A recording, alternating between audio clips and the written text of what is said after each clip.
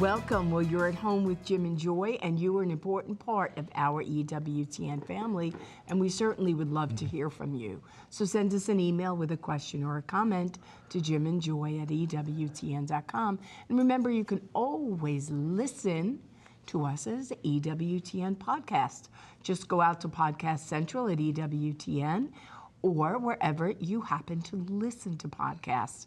Now today, we are welcoming a dear friend to our show, Jason Evert. Jason Evert has traveled to 6 continents to bring the message of chastity to millions of people for more than 25 years. He is a best-selling author of 25 books, including St. John Paul the Great, The Dating Blueprint, and Male, Female, Other, a Catholic Guide to Understanding Gender. We're going to talk about that book today. Jason runs Chastity Project, and its website is chastity.com, as well as JP2 Trails, a ministry that leads wilderness backpacking retreats for young adults. And today, he's here to speak with us about his other new book, Male, Female, Other, How to Respond to the Gender Question with Charity and Clarity. Go out to his website, chastity.com. Well, he's a very busy man. He's a father of 8 children, beautiful wife, Crystalina. And he's like, here I am, Lord. And the guy hasn't aged a day. He looks like he's 25 himself. He does. So he's doing a wonderful job. We're so very proud of him. He's doing all these JP2 trails, backpacking, being with young people throughout the country, different parts of the world. So he's got to be in shape. Yes. So he does it for a day, possibly, maybe as long as a week, like St. John Paul II did with young people in his own time. So there's something about being in a beautiful environment, doing stuff physically together, reflecting together, and it's just really an amazing thing. What a gift. Go to chastity.com or jp2trails.com and just see all the offerings and resources. And we spoke so much about chastity in the first show. And I don't know the title of the book, but I looked, it was just like, you know, moms and sharing with their daughters and sons. And he really breaks it down. And like he said in the first show, you know what? I have an easy job. No. He says they are really willing to talk and to share. And then you could just bring in the beauty of chastity in life and marriage and the family. Why would we go another way once we catch that? And Jason helps you, equips you to help others to catch that vision that's already written upon the hearts of our sons and daughters. Plenty more to come. We'll be right back. Please don't go away.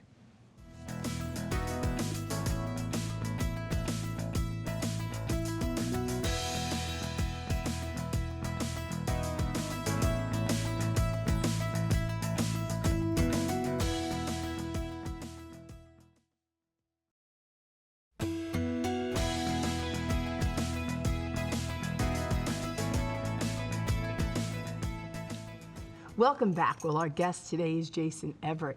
He is the founder of Chastity Project and JP2 Trails and the author of a book, Male, Female, Other. Go out to the website, chastity.com. Well, before, on yesterday's show, we were talking about your trails, the JP2 Trails. We want to start our show talking about that. So tell our family how it got started, why you did it, and how can people get involved? Yeah, well, I was leading a pilgrimage to Poland years ago, and I asked the organizers, can we just have one day up in the mountains where John Paul used to go and do a hike? And so we found what's called the John Paul II Trail. And we went way up on this mountain, and I brought my old tattered copy of his book, Love and Responsibility. And with the young adults, we just sat down and I taught from the book up on the mountain. And I thought, oh, this was gold. This was so, we got to do this back in the States. You actually did the trail? Yeah, we did his trail. Wow. And so when we got back to the States, we said, let's do one here. And we did one in Colorado, and we announced it on social media. And within 48 hours, 250 young adults applied for it. And so, you know, we took a couple dozen of them and went out and broke open his teachings in the mountains. And we realized we got to do these once a year. And I was like, no, we got to do these once a month. And it just exploded. And so we've the ones that are on the calendar now. The next one coming up is a ski trip with Christopher West, where he's going to teach theology of the the body while you stay wow. at like a Airbnb with 35 people. Hit the slopes in the day, learn the TOB at night, and then I think in May we're doing Switzerland, or no, May is Italy. I think we got Italy, we've got France coming up, we've got Switzerland, and the idea is let's get these young adults in person, in the beauty of the cathedral of God's creation, and break open John Paul's teachings on human love. It's not enough to tell these young adults, like, go find your vocation. Right. The church has a grave responsibility to create opportunities for these young adults to meet each other and start their vocation. So that's the idea. So some of the hikes, married couples can come on, but most of it is more geared to the Catholic single young adult. So Excellent. are all these listed, because you couldn't name them all, I saw. Are they on Go to the chastity.com? website. I mean, Yeah, you can hit events on chastity.com, or you just go to jp2trails.com, and then you can register for the ski trip or Switzerland. So some will do domestic, others are more epic, like the Alaska Kodiak Island for men only with a Navy SEAL for a week. And all of them, we have an awesome priest. So we're doing adoration in the mountains, mass every day. Confession. Confessions up a chairlift on the way to getting to the top of the ski slopes. my I mean, it's gosh. pretty epic stuff, but all in the spirit of John Paul II. Glorious. so we have another book that you've written out of your 25 or Yeah. so, Male, Female, Other, a Catholic Guide to Understanding Gender. So why this book? Why now at this time? Yeah, well, the key with that title is there's a question mark after the word other, where people are kind of proposing that there could be some other genders, other sexual identities. I know a girl came with us to World Youth Day, and she pulled out her cell phone, and she said, look, Jason, I'm going to this university in the fall, and I have to fill out my college application on the phone, and right here I have to pick my gender. Watch this. And she just starts scrolling, and there were 18 genders to pick from, but male and female weren't options on the list. Facebook offers users 58 genders. Facebook in the UK is 71 genders. And it's what Vatican II said, that when God is forgotten, the creature itself grows unintelligible. Meaning if we lose sight of supernatural realities, as a culture, we won't even see natural realities like male and female anymore. And so we've lost sight of what it even means to be man. And I'm meeting all these young adults and teenagers struggling with it, good Catholic parents saying, yeah, my kid went off to college and they were all fine. And then they came back after a semester and said that they're non-binary and their pronouns are they and them, and what did I do wrong? And so how to navigate through this difficult stuff with clarity, but at the same time with charity.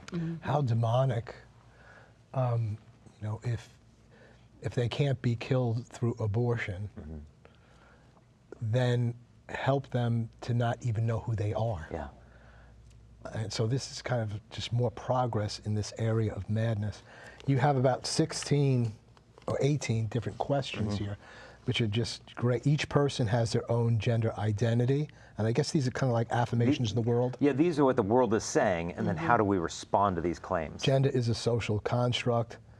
Some people are trans. Sex is assigned at birth. And they're saying, well, I don't know what that is. That it's assigned, that it's arbitrary. Oh, it's assigned. At that point, you choose. Yeah, that it's not So we objective. have parents doing this. Oh, yeah. I mean, I was up in Boston, and a parent gave me an email they got from the school district saying, we're going to read these books to your kids. I bought the books, all of them, and I read them to see what the school district was up to. And they're little coloring book kind of comic book things for the kids, and one of them says, it shows a mom and a dad holding a baby on the couch. And it says, when a baby is born, a grown-up says, it's a boy or it's a girl. But if a brand new baby could talk, sometimes the baby might say, no, I'm not. Because when a baby grows up to be transgender, it means that the parent who said they were a boy or girl made a mistake. Yeah. This was read to 450,000 kids as young as 4 years old through the entire state of Massachusetts. Yeah. This is what we're up against in the public school system. Right. And there lies the confusion. Yeah. And we know that the author of confusion is straight from the pit of hell. Yep. And so, but this culture is so absorbing it, Yeah. like we really have lost our way with God. And we don't know who we are as human beings. Yeah. It's like back in the 60s, where a kid would come home and talk to his parents, oh, I need to go out to California, I need to find out who I am, Yeah. I need to take this journey. Yeah. And the father would say, I know who you are. Yeah. You're Get a my job. son, get a job, and you're not a hippie, But we need people to tell us who we are. We need the Absolutely. truth. Yeah. And so these young people, they're not trying to be these culture warriors and, overturn gender construct. a lot of these kids are just casualties of the culture war. And so what we need right now isn't so much like church militant, to beat down on it and debate them and dismiss them, but rather church medic, so to speak, to go out to the wounded, to help see them, to help them to know the church sees you. And the church understands that you didn't choose to experience this distress and this confusion, but that God has a plan for your life. And your body is not a mistake. That you are not born into the wrong body. If anything, you were born into the wrong culture. The culture is telling you to have to hurt your body to be your authentic self. Right. The culture needs to be reconstructed, not your body.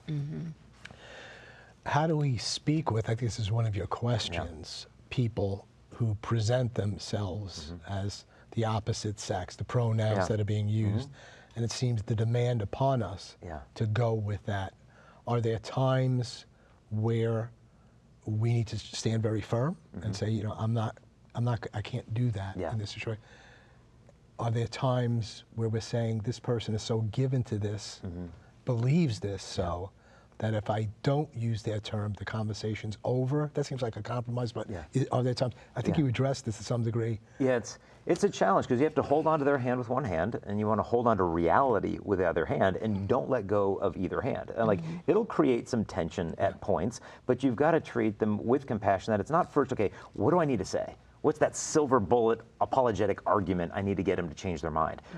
They need the mouth of Christ from us, but they first need his eyes from us. They need our ears. A boy came to me and told me he was trans. We sat down and talked a long time. I said, well, tell me about your life. And he said, I got 2 older sisters, 2 younger sisters, and my parents love them. They fawn over them, but I'm the black sheep of the family, and nothing I do is ever good enough.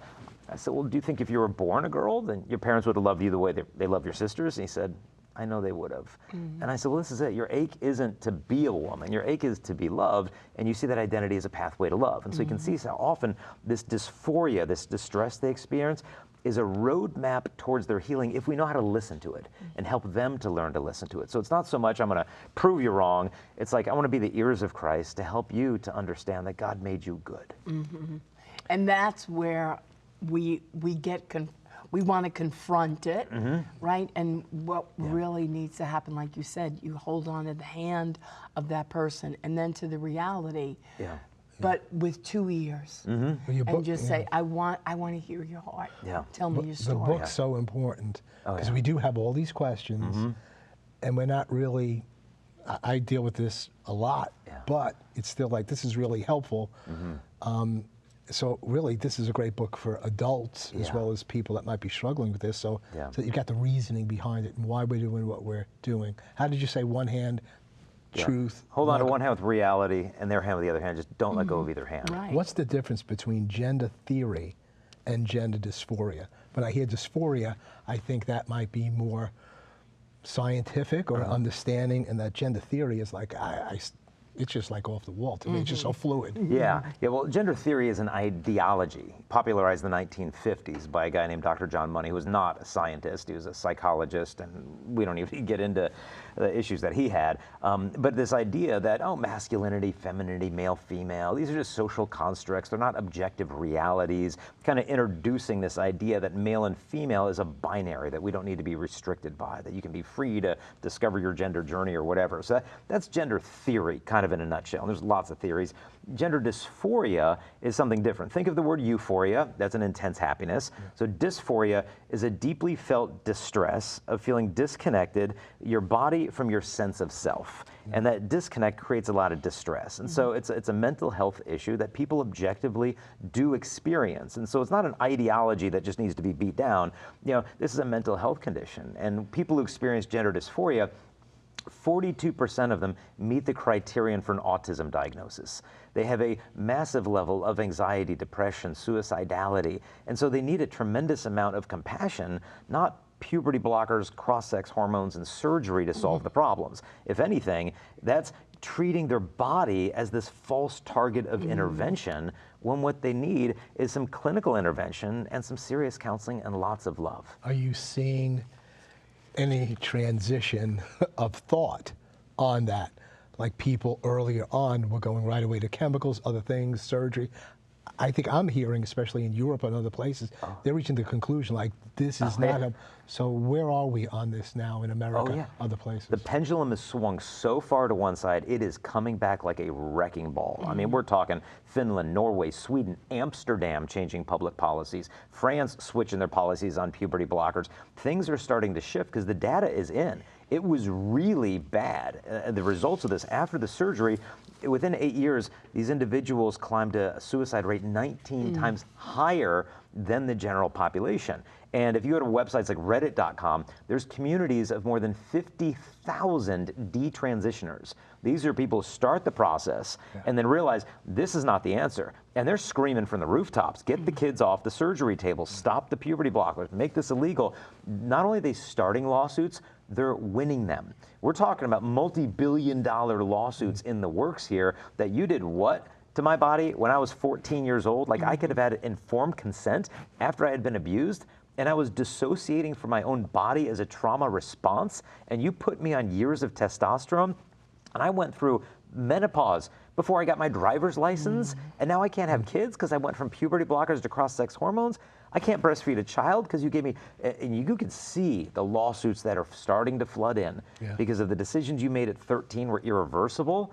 Like it would be tragic. You know, I mean, I've seen people's yearbook photos. I mean, there's not good decisions going on at the age of 13, but then now we're talking about fertility. So the pendulum is swinging back like a wrecking ball. Yeah, it's not because those suing and those in these medical facilities are evangelicals or Catholics. They might not believe in God at all. They're just saying, this is not working. This is against the natural law. This is not good health-wise, psychologically. Yeah, one of the girls, she was 16. She went on puberty blockers at 18, cross-sex hormones, then got a double mastectomy. Then at the age of 20-something, looked at her body like, what did I do to myself? What did you adult? And she sued the biggest gender clinic in the United Kingdom. The court case went all the way up to the High Court in England, and these liberal progressive judges ruled in her favor. And as a result, the biggest gender clinic in the United Kingdom was shut down, fractured into smaller clinics that can focus a little bit more on mental health. And so the pendulum, so to anyone who thinks, oh, everything is just getting worse and worse, no, reality gets the last say. Thank God. We're going to take a break at this point, and there's so much more to share, so we look forward to having you back for a few minutes here. The book is Male and Female Other ? By Jason Evert, a Catholic guide to understanding gender. How we need this as parents or just individuals who are being challenged in these ways. It's 18 different questions or assumptions from culture and society, and Jason answers them, not just simply from a biblical standpoint, a Catholic standpoint, from psychology and emotional relationships and what the culture is saying and what we need to know and the facts that are coming out at this point. We'll be right back. Plenty more to come. Please don't go away.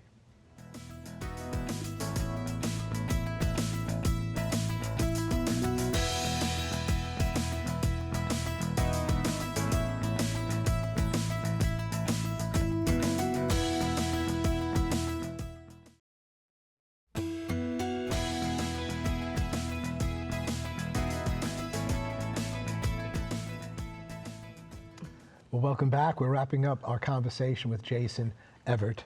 Jason, we're going over your book here, Male, Female, Other. You got 16 kind of assumptions that the culture makes. And then you write about what are the differences between men and women beyond our reproductive roles. I want to go over some of those differences. I want to say them, but I'm not. I'm going to save them for you because I wasn't expecting the things that you listed. Yeah. I mean, a lot of people think our sexual identity is simply differentiated by our reproductive capacities, but it's the tip of the iceberg. I mean, you look at our senses, like in a woman's ear, you have thousands of microscopic hair cells that vibrate with greater intensity than men's do, which amplifies your ability to detect nuances and inflections in the human voice that men can't even perceive. If you've ever taught little boys, you have to speak louder to the boys. You do. It's 8 decibels louder for the male brain to register speech than the female. Now, it's not a guarantee he's listening to you, but he can at least hear you kind of at that point. Women do a better job of auditory multitasking, hearing many things at the same time. Men have different gifts of hearing. We always do better than women, locating the origin of a sound in 3-dimensional space. You hear a branch crack in the woods 35 yards southeast, the man can pinpoint it better than a woman can. We're comfortable with sounds louder than a woman is. Do a better job of blocking out ambient noise. So same creature, human nature, totally different gifts, even in the ears. The eyes, women can see colors that are imperceptible in the shade that men can't tell the difference between. That's why you have colors like mauve and fuchsia and chartreuse and like what you don't even need taupe, but like we just need a small box of crayons to get the whole thing. Smell is great. At the base of your brain is your olfactory bulb. Women get 7 million more cells in there, which amplifies your ability to detect and distinguish between smells, especially if you're ovulating and pregnant. That's why you can like walk into your teenage boy's room and be like, honey, how are you know, like, what diet are you? Like, I don't know, smells good to me. It's like she can pick up stuff you can't pick up. Even the sensitivity of the skin, some studies have shown no overlap, meaning the most sensitive man's skin is still less sensitive than the least sensitive woman's skin. But all this, to me, is pointing to the individuality of the person. John Paul said women see the world with their hearts. And they did a cool study, little boys and girls, put them in a room, had a wall, a crying baby on the other side. There was an intercom, and you could press a button to communicate with the distressed baby or shut the volume of the baby completely off. So all the girls went up, hey baby, you okay? Boys went over, off, problem solved. And so, but all this to me reveals not like a competition, battle of the sexes, but a complementarity between male and female. Right, and the uniqueness of us, and the beginning of that beautiful journey of helping each other and being that wonderful helpmate, as God is just marvelous in His design of us and how we need. I mentioned before the show that study I saw that said that in times of stress, women's hormones spikes up when it comes to thinking about the problem. Men's hormones kind of spike up to do something about the problem, action. And so that's why there's complementarity, because if you have action without thinking, we got a problem. Right. If we got thinking, we got no action, we got a problem. And that's why we find ourselves in the gift of each other. And you were saying earlier, when we're not on air, that seems to be the point of this gender craze at this point. Not to create, so many different genders, but to undo the belief in complementarity. Yeah, because the devil isn't only the enemy of our soul, he's the enemy of human nature. And anything God joins, he wants to rupture. God joins body and soul, he wants death. God joins husband and wife, he wants divorce.